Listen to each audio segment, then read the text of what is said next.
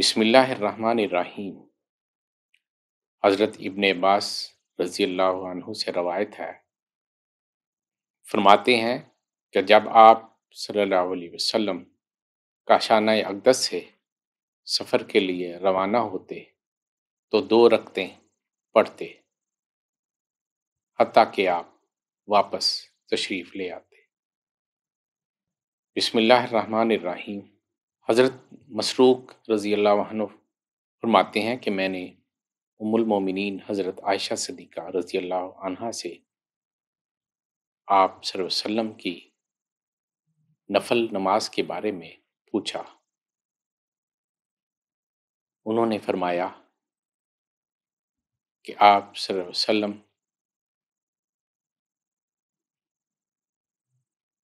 نماز عصر کی ادائیگی کے بعد جب بھی میرے پاس تشریف لائے، آپ صلی اللہ علیہ وسلم نے 2 رکعتیں پڑھیں۔ تیالسی 1484۔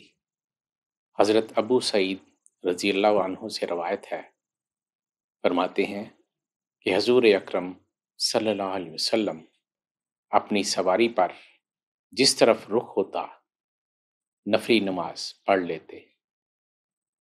آپ صلی اللہ علیہ وسلم اشارے سے بھی نماز پڑھتے تھے۔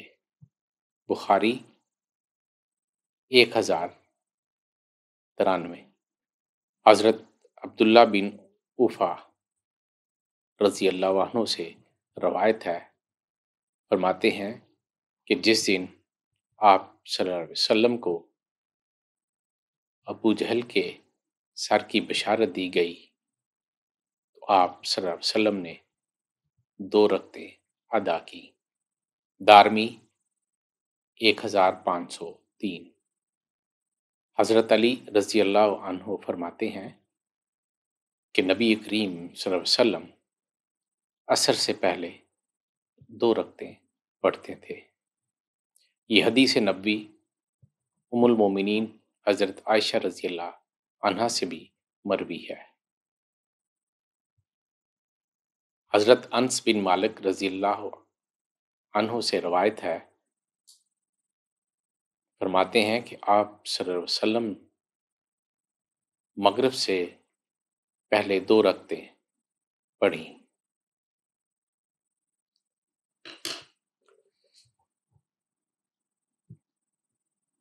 آپ صلی اللہ علیہ وسلم نے نہ تو اس کا حکم دیا اور نہ اس سے منع کیا۔ ابو داؤد نے باب الصلاۃ میں 33 نمبر پر اس حدیث کو بیان کیا ہے۔ حضرت ابن عمر رضی اللہ عنہ سے روایت ہے، فرماتے ہیں کہ جب آپ صلی اللہ علیہ وسلم حجۃ الوداع سے واپس مدینہ میں تشریف لائے تو مسجد نبوی کے سامنے اونٹ بٹھایا، اندر تشریف لے گئے اور 2 رکعتیں پڑھیں۔ پھر آپ اپنے کاشانہ اقدس میں تشریف لے گئے۔ حضرت عمر رضی اللہ عنہ سے روایت ہے، فرماتے ہیں کہ حضور اکرم صلی اللہ علیہ وسلم نے کعبے کے اندر 2 رکعت نماز ادا کی۔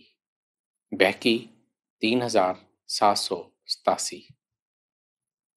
حضرت فضالہ بن عبید رضی اللہ عنہ سے روایت ہے، وہ فرماتے ہیں کہ آپ صلی اللہ علیہ وسلم جب کسی جگہ فروکش ہوتے یا گھر تشریف لے جاتے تو 2 رکعتیں پڑھے بغیر نہ بیٹھتے۔